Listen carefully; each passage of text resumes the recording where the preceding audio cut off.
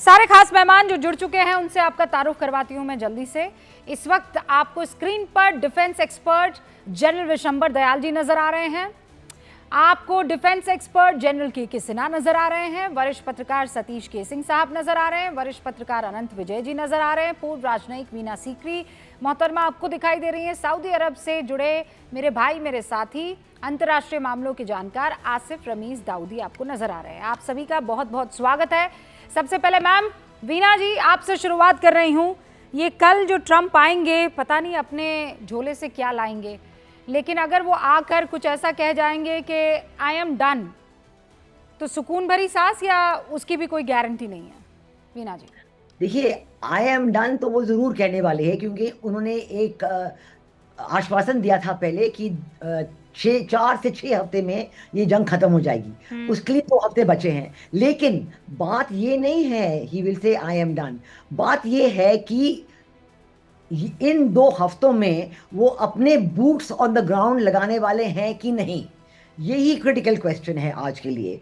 क्योंकि हमने देखा है कि शुरू से ही खाड़ी के देशों में जो अमेरिकन बेसेस हैं उस पर करीब 40,000 अमेरिकन सोल्जर्स बेस्ड थे, लेकिन इसके अलावा पिछले हफ्तों में अमेरिका ने करीब 10,000 से ज़्यादा और अपने ट्रूप्स जुड़े हैं। पैरा ट्रूपर्स 2-3 हज़ार जुड़े हैं, और 2 जो बड़े aircraft carrier USS Boxer USS Tripoli आए हैं, उन पे करीब 5,000 से ज़्यादा लोग हैं, मरीन्स हैं और उनकी एम्फीबियस असॉल्ट यूनिट्स हैं, और सोल्जर्स भी ज़्यादा मंगाए हैं। तो इसलिए आज के दिन में गल्फ एरिया में करीब 50,000 से ज़्यादा अमेरिकन सोल्जर हैं। तो इनकी का इस्तेमाल होगा कि नहीं होगा, ये सबसे बड़ा सवाल है। मतलब आप ये कह रही हैं कि ये जो कहा जा रहा था कि बस मुझे अब ईरान से निकलना है और ये 2 या 3 सप्ताह में जल्द से जल्द हम निकल जाएंगे, ये 2-3 सप्ताह में फुट सोल्जर्स लगा सकते हैं ट्रंप, ये भी हो सकता है? बिल्कुल बिल्कुल, अगर उन्होंने अपने टारगेट्स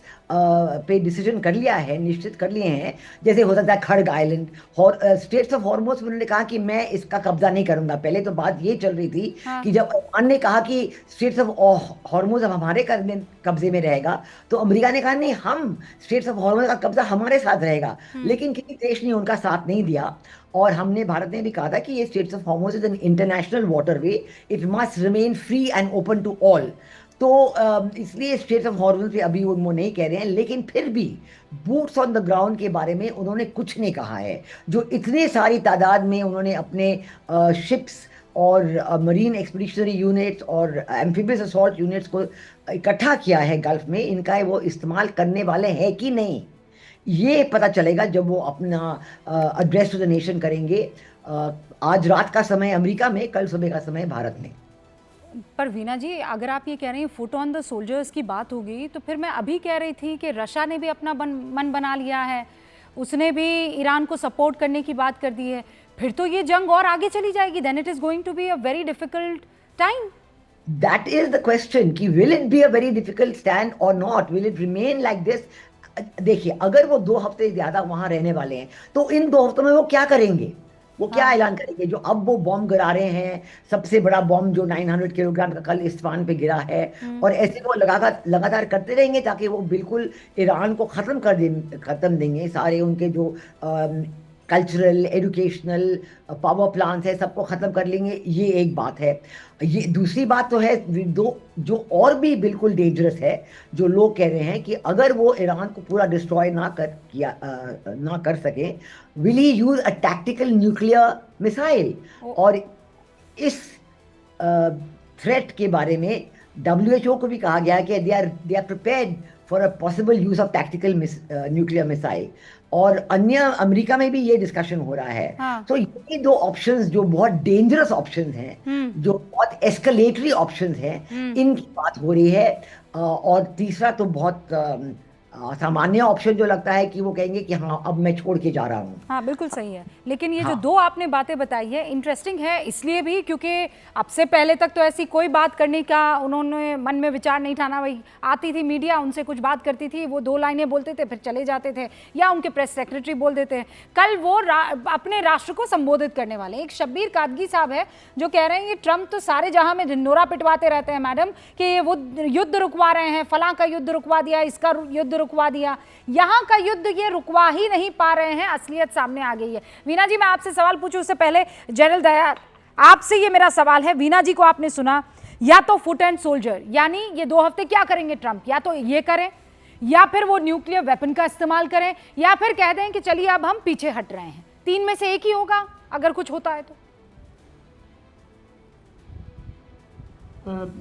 जय हिंद, थैंक यू रूबिका, आपके दर्शकों को बहुत बहुत नमस्कार। देखिए, ऐसे है कि डोनाल्ड ट्रंप, आज की जो लड़ाई है ना, बहुत ट्रांसपेरेंसी हो गई है। तो ट्रूप्स को मैन्यूवर करना, सरप्राइज हासिल करना, ये सब बड़ा डिफिकल्ट काम है। तो ये माइंड गेम चल रहे हैं, स्टेटमेंट्स का दौर है और माइंड गेम्स हैं कहीं ना कहीं। एक दूसरे को माइंड को वीक करने की कोशिश की जा रही है, डिसीजन मेकिंग डिफिकल्ट हो जाए। एक्चुअली ये पूरा का पूरा अगर आप देखें तो 2-3 फ्रंट पे चल रहा है लड़ाई। एक इंफॉर्मेशन और मिस इन्फॉर्मेशन और साइकोलॉजिकल वॉरफेयर है। एक तरफ पनिशमेंट भी जारी है, ऐसा नहीं है कि पनिशमेंट जारी नहीं है। एक तरफ इकोनॉमिक स्टेक्स भी बढ़ा रहा है ईरान इकोनॉमिक स्टेक्स बढ़ा रहा है दुनिया में। और दूसरी तरफ जो है कि प्रेसिडेंट ट्रंप जो है कहीं कहीं पीछे से कोई बैकडोर चैनल से कोई रास्ता भी निकालने की कोशिश कर रहे होंगे कि इस रास्ते से किसी तरह स्टेटस को नहीं लेकिन उसका वर्चस्व बना रहे। और अगर ईरान का अस्तित्व तो बना रहेगा लेकिन उसमें वो बात नहीं रहे जो हार्डलाइनर्स करते रहे थे।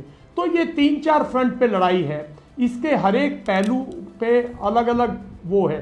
जहां तक बूट्स ऑन ग्राउंड की बात है, देखिए मैं नहीं समझता कि इतनी जल्दी वो किसी किस्म की ऐसी शुरुआत करेंगे कि वो और लंबे दौर में फंस जाए। बूट्स इन ग्राउंड का मतलब ये है, आप चाहे किसी आइलैंड पे आइए, बहुत ही घमासान युद्ध होगा। ईरान काफी प्रिपेयर्ड है, ईरान ऑलरेडी सेटबैक स्टेज का है। ईरान ऑलरेडी आपकी एस्टिमेट जनरल दयाल, जब ईरान के प्रेसिडेंट ये कहते हैं कि हमें बस एक गारंटी दे दी जाए और उसके बाद हम आगे विचार कर सकते हैं। जनरल सिन्हा, यही सवाल मैं आपके पास लेकर आ रही हूँ। वीना जी ने 3 ऑप्शन वो चौथी चीज है ना। हाँ, जो चौथी चीज है ना कि भाई कहीं कहीं नेगोशिएशन से रास्ता भी निकालने की कोशिश कर रहे हैं ना वो। नेगोशिएशन के लिए तो कह रहे हैं हम लोग कर रहे हैं, फिर ईरान ने कहा पता नहीं किससे कर रहे हैं, ट्रंप अपने आप से तो नहीं कर रहे हैं। Then there was another news कि पाकिस्तान आकर नेगोशिएट मीडिएट करेगा, लेकिन कुछ भी सामने नहीं आया ना। पाकिस्तान नहीं, पर टॉक्स ऐसी होती है, लड़ाई में टॉक्स ऐसी होती है, बहुत कंड्यूटिव टॉक्स होती है। लड़ाई है, कोई मजाक नहीं है, लड़ाई की टॉक्स बहुत कंड्यूटिव है। क्या लग रहा है अगले 1-2 हफ्ते में ये वॉर खत्म होती हुई आपको दिख रहा है, या फिर आपको लगता है कि अब माहौल और खराब होगा? जय हिंद रूबिका। देखिए, मेरा मानना है ये ज़्यादा डिपेंड करता है, ठीक है पजेस्कियान साहब बोल रहे हैं, ज़्यादा डिपेंड करता है ईरान के ऊपर में। आज रात 10 बजे आपको एक इंडिकेशंस मिलेगा, क्योंकि उन्होंने कहा है कि 18 जो उनकी कंपनियां हैं हाँ। उसके ऊपर में रिट्रीब्यूट करेंगे वो हाँ। और उन्होंने कहा है कि खाली आज का डेडलाइन 10 बजे का है। देखिए, ईरान ये लेके चलिए उसको एक्सटेंड करना चाहता है, वो चाहता भी है कि एग्जिट हो, मगर ऑनरेबल एग्जिट हो, कि गारंटी हो। उनके जो 5 प्रोग्राम्स उन्होंने दिए हैं, जो पॉइंट्स दिए हैं 15 के अगेंस्ट में, उसमें सबसे बड़ा यह है कि गारंटी चाहिए। उसके अलावा वो कह रहे हैं कि हमारी जितनी ये क्षति हुई है उसको पूरा करें। और वो बहुत ज़्यादा ऐसा नहीं कह रहे हवा में वो बातें कर रहे हैं, दे हैव प्रूव देमसेल्फ कि दे हैव गॉट, ऐसा नहीं कि वो बहुत बड़ी कैपेबिलिटी बना ली है, मगर जिस तरह से, और यही कहता है एसिमेट्रिक वॉरफेयर और रिस्ट्रिक्टेड एरिया ऑफ हरमुज के ऊपर में टेरेन डिसाइड करती है कि बैटल का आउटकम क्या होगा। यू टेक इट, ये जो इन्होंने किया था। नहीं तो general please tell me one thing, मुझे बस ये बताइए, ये क्या ईरान की जमीन पर अमेरिका और रशिया आमने सामने होंगे? ये जब बार बार कहा जा रहा है कि नहीं हम सोल्जर्स भेज देंगे, वीना जी जिस तरह का इशारा कर रही है, जो जनरल दयाल इशारा कर रहे हैं, ऐसा हो सकता है? वो स्थिति आपको दिखाई दे रही है? देखिए, अमेरिका कभी नहीं जाएगा, ये आप लेके चलिए, वो टोकनिज्म करेगा एग्जिट करने का, ऑनरेबल एग्जिट। ये बचकानी बातें हैं कि हमने एक्सपेडिटरी फोर्स ले आया। मैं कमांडो विंग का इंस्ट्रक्टर रहा हूं, लंबे समय तक चलाया है, एम्फीबियस लैंडिंग के ऊपर पार्टिसिपेट किया। ये बच्चों का खेल नहीं होता कि आपके पास फॉर्म बेस नहीं है, खत्म हो गया। कुवैत, बहरीन, जहां से कर सकते थे ये, या सऊदी अरेबिया के, वो तो देने वाले नहीं है। आप कहां से आएंगे? ये समझिए खर्ग आइलैंड की जो बातें हो रही हैं, 660 किलोमीटर है स्टेट ऑफ हार्मोज, और state of हार्मोज is a ideal place. बंदर अब्बास से यदि आप पढ़ते हैं ना टेरेन को, वो ऐसे है, इस तरह से है, और उसकी वहां पर नर्क बन जाएगी, वहां से निकलना मुश्किल है। जो ईरान कह रहा है ना IRGC, आप आ जाइए, यहां से निकल नहीं पाएंगे आप। जनरल, और मेरा भी मानना है जनरल ये निकल नहीं, ठीक है, समझ में आ रहा है। क्या हाँ, रेनबो हाँ, है ये? कि हवाबाजी करेंगे और निकल जाएंगे। इस वक्त तो आपको एक बात मैं बताता हूं, जनरल, बस ये एक, नहीं बस निकल आप बता सकते। दीजिएगा, पर एक सवाल मेरा व्यूअर, एक न्यूज़ सेकंड 18 इंडिया एक का सेकंड व्यूअर, दीजिएगा रूपिका जी, एक सेकंड। जनरल मेरा सवाल उसी में आप ऐड कर दीजिएगा। न्यूज़ 18 इंडिया का व्यूअर ये समझना चाह रहा है कि दो मुल्क आपस में भिड़े थे, मतलब इजराइल अटैक किया, फिर अमेरिका एंड ईरान सामने आ गए, कहीं ना कहीं इजराइल वहां भी पीछे कहीं है। अब ये जानना चाह रहे हैं कि अभी भारी पोजीशन में कौन दिख रहा है, अमेरिका अपर हैंड के साथ है या ईरान? कौन सा मुल्क? 200% ईरान, 200% आज के फेज में, आज जब हम आज बात करते हैं, वो देखिए आपके पास चीज़ें हों, बड़ी बैटल शिप्स हों, आपके पास फोटेला हो, आप बैटल कैरियर ग्रुप्स हों, ये सारे चीज़ें सेकेंड वर्ल्ड वॉर के समय बड़ी अच्छी होती थी। आज के दिन में एसिमेट्रिक वॉरफेयर में आप एक ड्रोन वो मार रहा है आपकी कितने चीज़ों को, पूरा देखिए इनकी बेसिस 13 बेसिस में कुछ नहीं बचा है, अभी कुछ नहीं बचा है, बचा लेते हैं उसको। वहाँ से आप बात करती हैं, यदि आप बहरीन में 100 सोल्जर्स बचे हैं, इनके पीछे भाग गए ये, तो ये लड़ नहीं सकते। इनके जेराल्ड फोर्ड जो है, उनके सोल्जर्स ने कहा कि हम नहीं करेंगे, दैट्स व्हाई उनको निकाला है। हाँ। अमेरिका फंस चुका है, एग्जिट चाहिए, एग्जिट मिल जाएगा आपको। ओके, वीना जी कुछ कह रही हैं और उसके बाद मेरे तीन और आज उन्होंने क्या किया, सॉरी जनरल, एक सेकंड बस, वीना जी आप कुछ कह रही हैं शायद 20 नहीं, सेकंड। मैं तो सिर्फ ये कह रही थी, मैं बिल्कुल सहमत हूँ जनरल सिन्हा के साथ कि ईरान ने काफ़ी डिस्ट्रक्शन किया है, सऊदी अरब में किया है, सारे गल्फ बेसिस जो है उसमें किया है। ये विजुअल्स भी रिलीज नहीं किए जा रहे हैं, लेकिन सबको पता है कि ये हुआ है। अब ये बात बनती है कि अमेरिका इसके बावजूद are they going to walk away quietly, or are they going to try one more big attempt which might be a tactical nuclear missile or even the land assault? Land assault बहुत मुश्किल है, इसकी बात बिल्कुल, ये तो बिल्कुल सही बात है। लेकिन जितना डिस्कस हुआ है अमेरिकन एक्सपर्ट्स के थ्रू, इसलिए ये लग रहा है कि वो बूट्स ऑन द ग्राउंड की कोशिश करेंगे। लेकिन शुरू में ही जब वो असॉल्ट कर रहे थे 28 फरवरी को, तब भी जनरल्स ने कहा था प्रेसिडेंट ट्रम्प को कि ना जाइए, ये बहुत मुश्किल होगा आपके लिए, ये सही नहीं होगा आपके लिए। जब जनरल केन ने प्रेसिडेंट ट्रम्प को एडवाइस दी थी कि ना जाइए, फिर भी वो गए। तो इसलिए यही बात हो रही है कि प्रेसिडेंट ट्रम्प किसकी बात मानेंगे, वो अपने इंस्टिंक्ट्स फॉलो करेंगे या एक्सपर्ट्स के? मुझे तो लगता है वीना जी वो अपनी ही बात नहीं मानते हैं, मतलब कई बार वो अपनी ही बात नहीं मानते हैं, टू बी ट्रूथफुल। लेकिन यहाँ सतीश जी भी हैं, आनंद फिजर जी भी, और आसिफ जी भी हमारे साथ जुड़े हुए हैं। Satish ji, what is your take quickly? देखिए क्विकली में तो यही है कि देखिए ट्रंप निकला था तेल पर कब्जा करने के लिए, अभी भी वो कठपुतली खोज रहा होगा।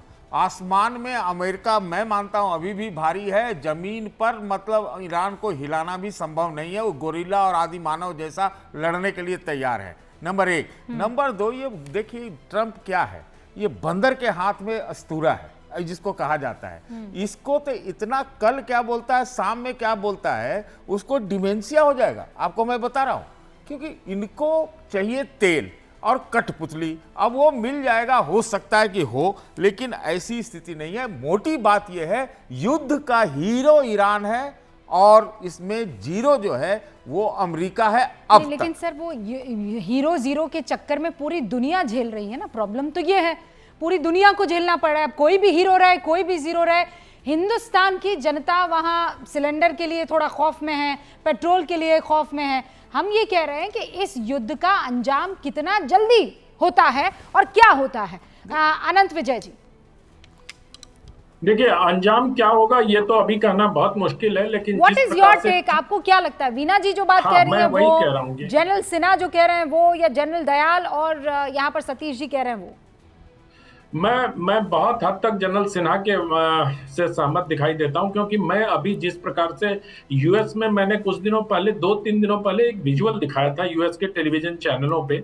उसमें ये दिखाया था कि कुछ सैनिकों को भेजा जा रहा है और जो वो अपने परिवार वालों से मिल रहे हैं उनके चेहरे बहुत उदास थे। जाहिर सी बात है, जंग में जाएंगे तो उदास रहेंगे, लेकिन वो चेहरे ने बहुत सारी तस्वीर यूएस की बदल दी है। मुझे लगता है कि ट्रंप बहुत भयानक दबाव में है इस वक्त, लेकिन ट्रंप को समझने के लिए हमें ना किसी साइकेट्रिस्ट से बात करना चाहिए था। और आज मैंने एक साइकेट्रिस्ट से बात की कि ट्रंप को समझने के लिए क्या वो किस तरह के निर्णय ले सकते हैं, तो उन्होंने बताया देखो वो दबाव में है, दबाव में दो ही तरह के निर्णय लेते हैं लोग, या तो खुद को मिटा देता है या झुक जाता है।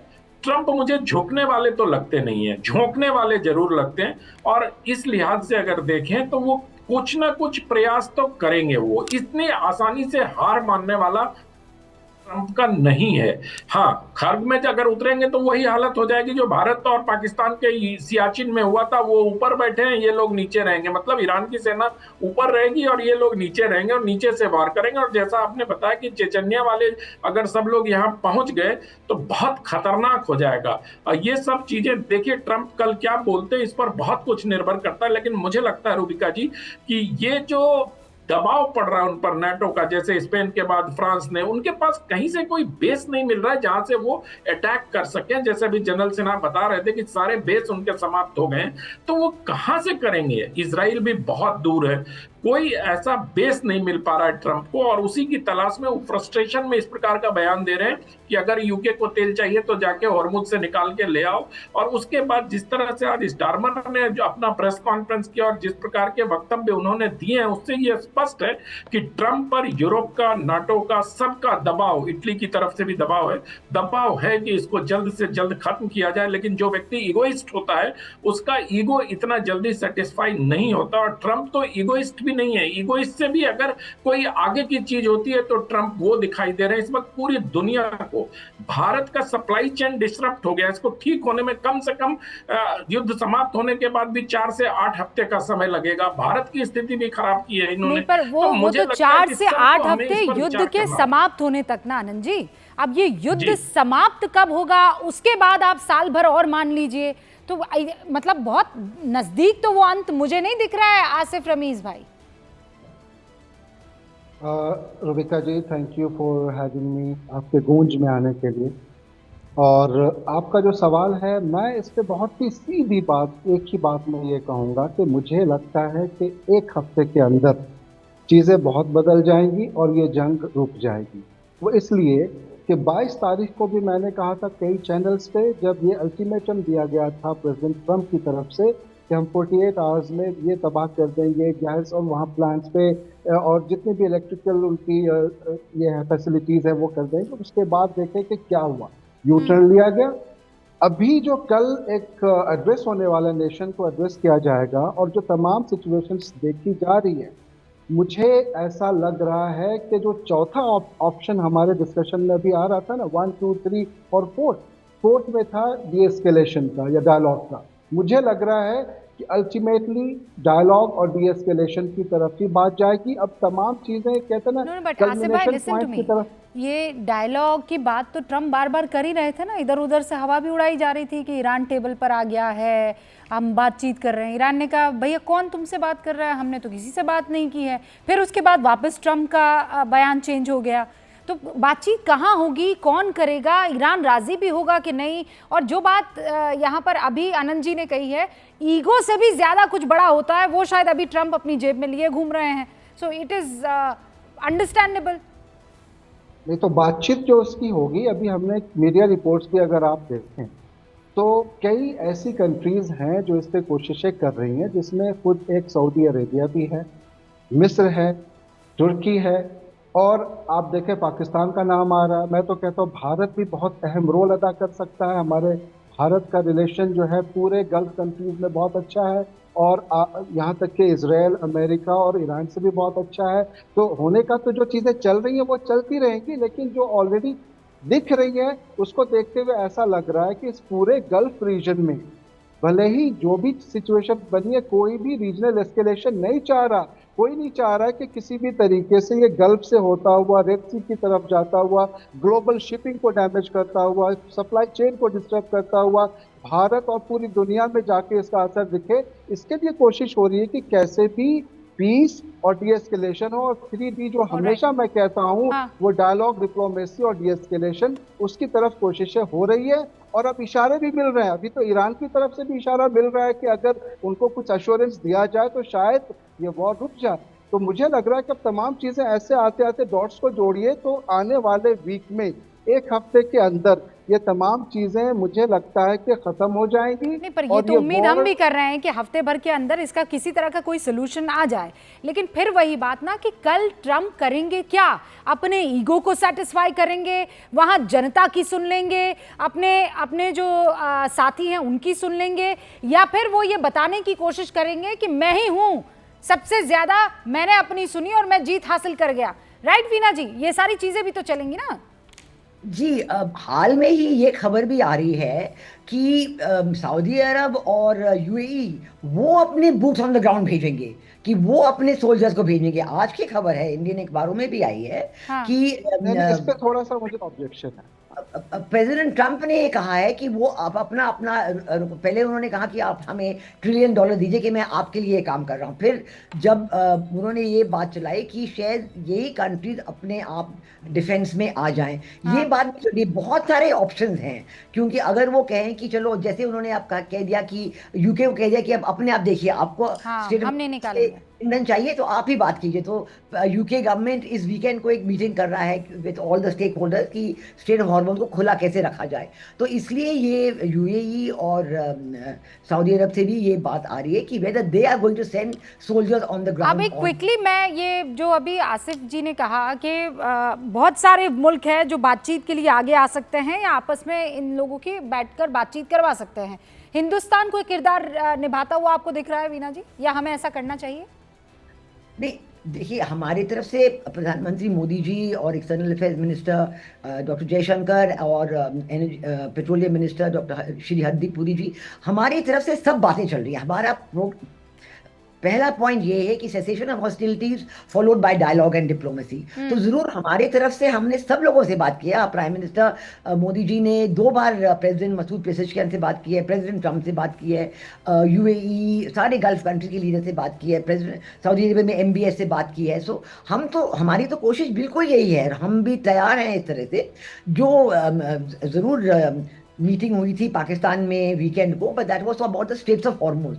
और वो मतलब जो सबको अभी इसी की चिंता है, स्ट्रेट ऑफ हॉर्मुज की, राइट सतीश जी? क्योंकि जितना टाइम स्ट्रेट ऑफ हॉर्मुज परेशानी का सबब बना रहेगा वो पूरी दुनिया को इफेक्ट करेगा। It's not just about Iran, America या इजराइल। देखिए, मैं तो यही मानता हूं कि भारत को वही करना चाहिए, शायद वो भारत कर भी रहा होगा, जो रूस की जो नीति है, रूस के साथ हमें तारतम्यता मिला के चलनी पड़ेगी, ये और चल भी रहे होंगे, ऐसा लगता भी है। नंबर 1। नंबर 2, ऐसा है कि जो ट्रंप है ना, जो अभी अनंत ने कहा कि ईगो उसका है, ईगो किसका होता है? ईगो जिसका कोई कैरेक्टर होता है, वो तो कैरेक्टरलेस आदमी है।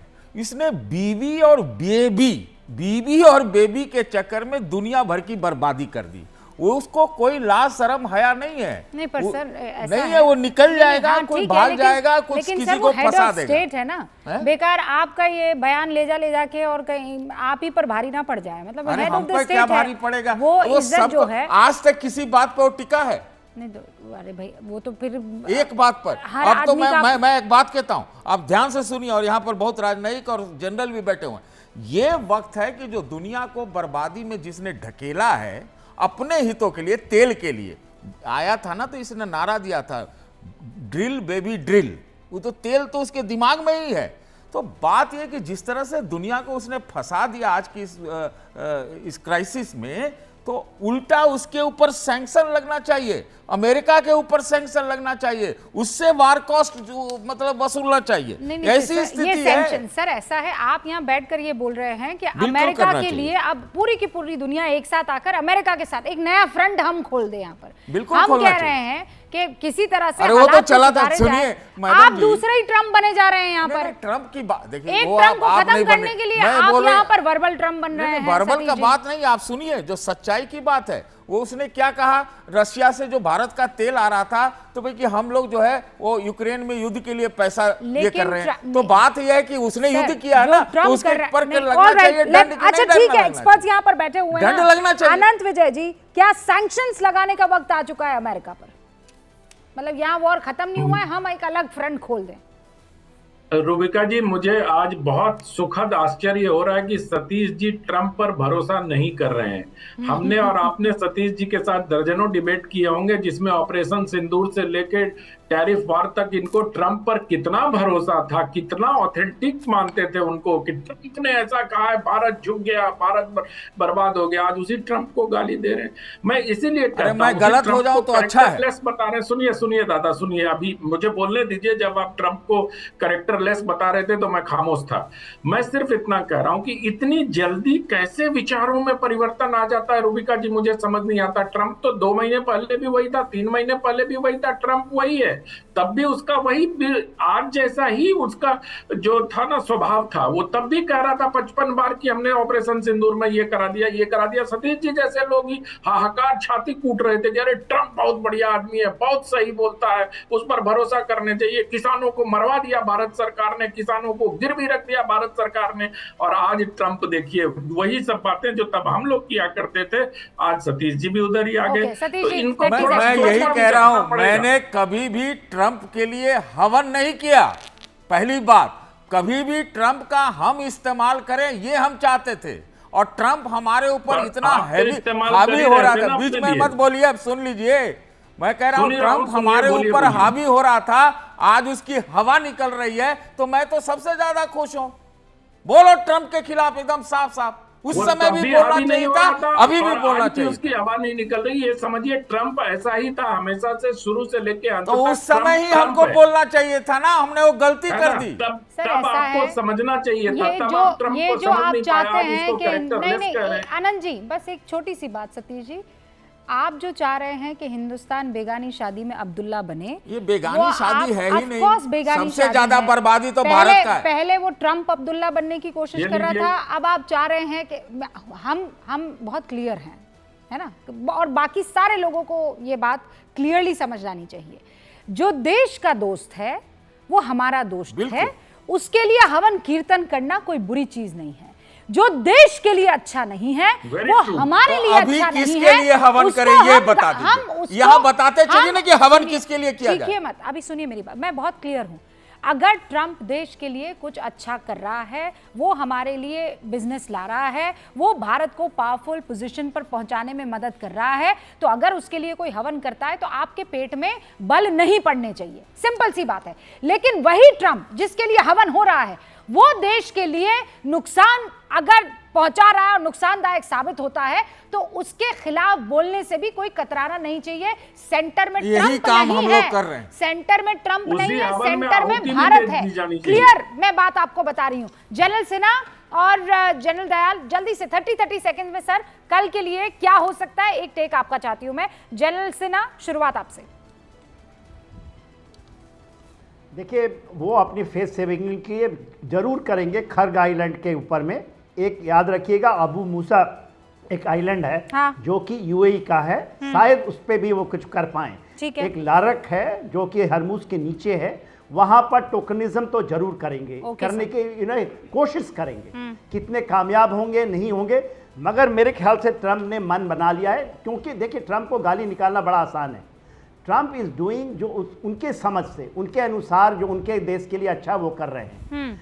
मगर ट्रंप को जो डिफीट करेगा, क्योंकि अभी वर्ल्ड पॉलिटिक्स दूसरी तरह से हो चुकी है। ओके। मल्टीपोलैरिटी के अंदर में उनको एक समझ में आ चुका है कि वो उनको निकलना पड़ेगा यहाँ से, otherwise it is a beginning alright sir, मेरे पास वक्त की कमी है, सॉरी जनरल दयाल, मैं आपके पास नहीं आ पाई हूं, लेकिन दोबारा कल मुलाकात होगी क्योंकि हम भी नजर रखेंगे कि ट्रंप कहते क्या। आप सभी का बहुत बहुत शुक्रिया न्यूज़ 18 इंडिया के गूंज पर शामिल होने के लिए।